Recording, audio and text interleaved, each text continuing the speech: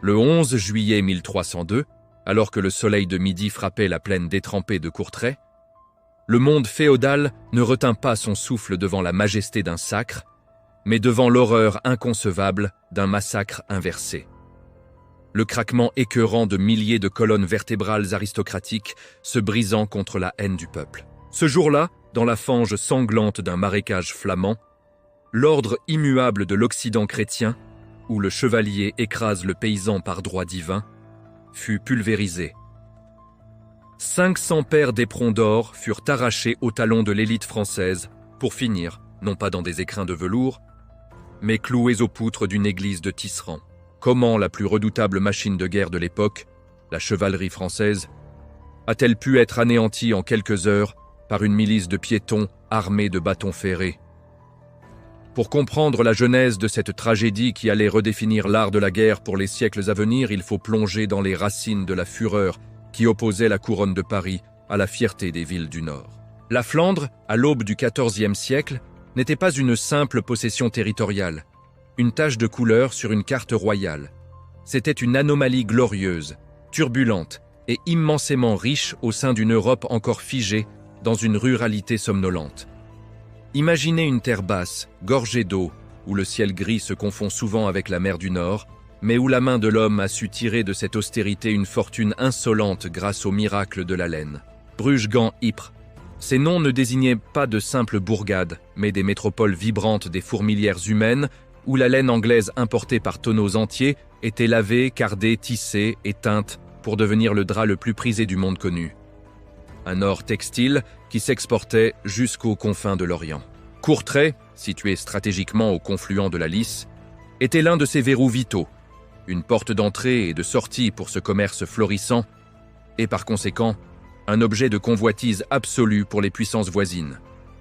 Cette prospérité exceptionnelle portait en elle les germes de sa propre destruction, attirant le regard froid et calculateur du roi de France, Philippe le Bel. Ce monarque de marbre, dont la politique de centralisation ne tolérait aucune exception, et dont le trésor était perpétuellement vide, ne voyait dans la Flandre qu'un coffre-fort, dans lequel il entendait puiser sans vergogne pour financer ses guerres incessantes et son administration grandissante, méprisant les vieilles libertés communales de ces bourgeois qu'il jugeait trop arrogants.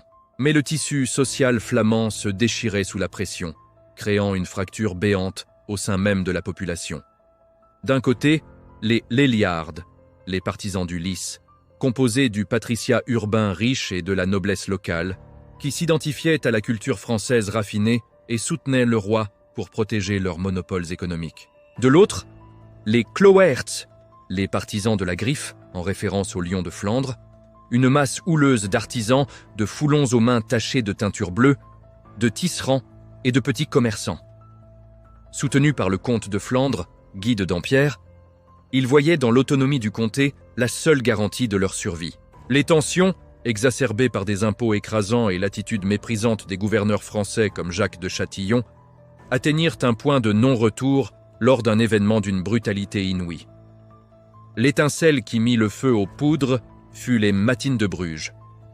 Une nuit de vengeance biblique survenue le 18 mai 1302, où le peuple de Bruges, poussé à bout par l'occupation militaire, se souleva pour égorger la garnison française dans son sommeil. La sélection fut impitoyable et linguistique. On demandait aux suspects de prononcer la phrase « Schild en Vriend », bouclier et ami. La langue française, inapte aux gutturales flamandes, signait l'arrêt de mort immédiat de quiconque échouait, transformant les rues en rivières de sang étranger. Pour Philippe le Bel, cet affront dépassait la simple rébellion fiscale. C'était un sacrilège, une atteinte directe à la majesté royale mandatée par Dieu, une insulte qui ne pouvait être lavée que par l'extermination totale. Il ne s'agissait plus de négocier, mais d'écraser une civilisation urbaine qui osait lever la tête. Si la France l'emportait, la Flandre cesserait d'exister en tant qu'entité politique, ses chartes seraient brûlées, ses leaders écartelés et ses villes mises au pillage systématique. Mais si, par un miracle improbable, les Flamands tenaient bon, ils enverraient un message sismique à travers toute la féodalité, prouvant qu'un seigneur ne pouvait plus disposer de ses sujets comme de bétail. Ainsi, les deux camps, l'un mu par l'orgueil blessé et la certitude de sa supériorité, l'autre par l'instinct de survie le plus primaire, convergèrent vers la plaine de Courtrai pour un jugement de Dieu sans appel. À la tête de l'armée punitive envoyée par Paris, se trouvait le comte Robert d'Artois, une figure qui semblait sortie tout droit d'une chanson de geste, mais dont les vertus chevaleresques allaient se révéler être des vices mortels dans la boue flamande. Cousin du roi, guerrier expérimenté et impétueux, Artois incarnait la quintessence de la noblesse française, brave et magnifique dans son armure rutilante, mais aveuglé par une arrogance de caste indécrottable. Pour lui, la guerre était un rituel codifié où la piétaille n'avait d'autre rôle que de servir de décor ou de victime. Il méprisait profondément ses adversaires, ne voyant en eux qu'une foule désordonnée de lapins et de boueux, qu'une seule charge de sa cavalerie suffirait à disperser comme des feuilles mortes. Sa stratégie était d'une simplicité tragique, le choc frontal, la force brute et le mépris total de la reconnaissance du terrain. Il commandait à la fine fleur de la chevalerie, environ 2500 nobles montés sur des destriers caparaçonnés de fer et de velours, une force de frappe cinétique qui n'avait jamais connu de véritable défaite en rase campagne. Face à ce colosse d'acier et d'orgueil, le commandement flamand offrait un visage radicalement différent. Composite, pragmatique et désespéré. Bien que les figures de Proux fussent Guy de Namur et Guillaume de Juliers, de jeunes nobles ayant embrassé la cause rebelle, l'âme véritable de l'armée résidait dans des hommes comme Pieter de Koninck. Ce simple tisserand brugeois, petit et borgne, était doté d'une éloquence capable d'incendier les cœurs et d'une intelligence tactique née de la nécessité. Koninck et ses pairs comprenaient parfaitement que, pour vaincre la meilleure cavalerie du monde, ils devaient changer les règles du jeu. Ils savaient que leur infanterie, bien que courageuse, serait pulvérisée en terrain découvert. Ils devaient donc transformer le champ de bataille en un immense piège mortel. La préparation flamande fut une œuvre d'ingénierie militaire improvisée et de conditionnement psychologique intense. Ils choisirent de se positionner dans la plaine de Groningue, un triangle de terre délimité par la rivière Lys qui coupait toute retraite possible. Adossés à la rivière, les miliciens N avaient donc autre choix que de tenir ou de se noyer. Une stratégie du désespoir destinée à cimenter leur résolution. Devant leur front, ils exploitèrent les ruisseaux existants, creusèrent des fossés supplémentaires et détournèrent les eaux pour inonder les prairies, dissimulant ces pièges mortels sous des branchages et de la paille, afin que le terrain devienne un bourbier invisible pour les lourds destriers. L'équipement des Flamands était tout aussi adapté à la brutalité de la tâche. Outre les longues piques destinées à briser l'élan des charges, ils étaient armés du fameux Goedendag, bonjour.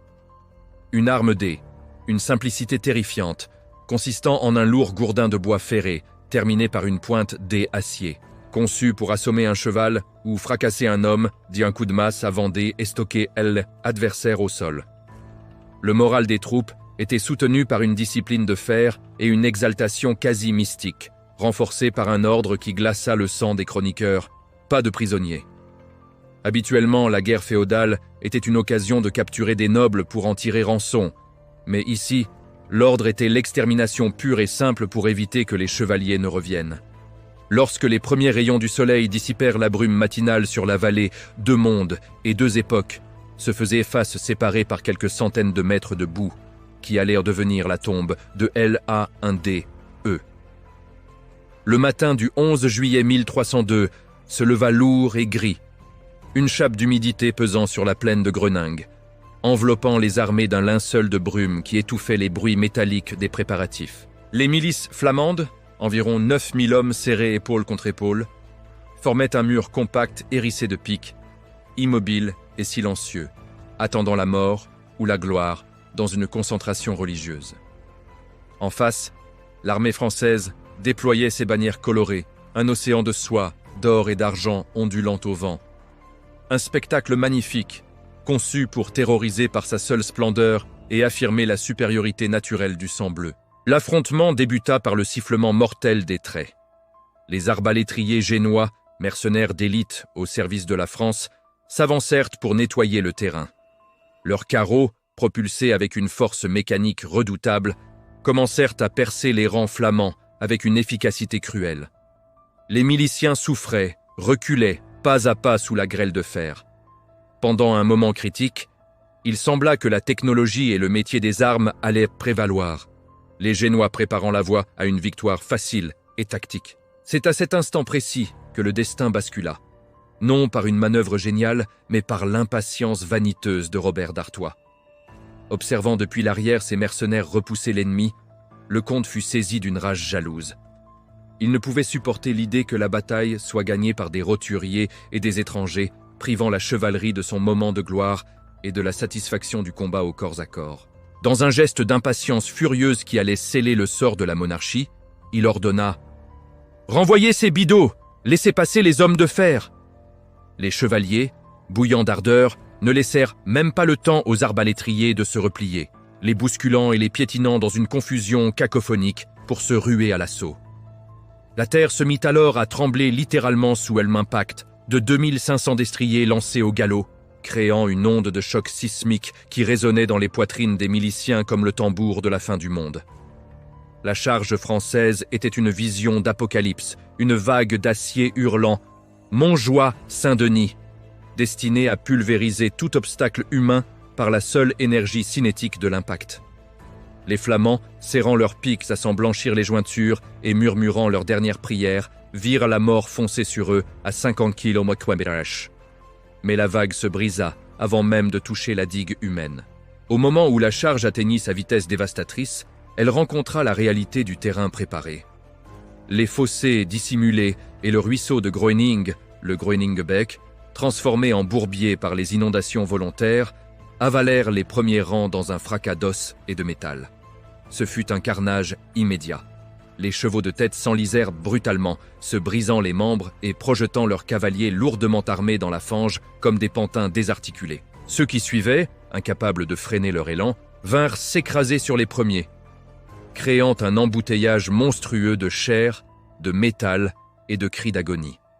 La magnifique machine de guerre française se transforma en une fosse commune grouillante, immobilisée dans la vase.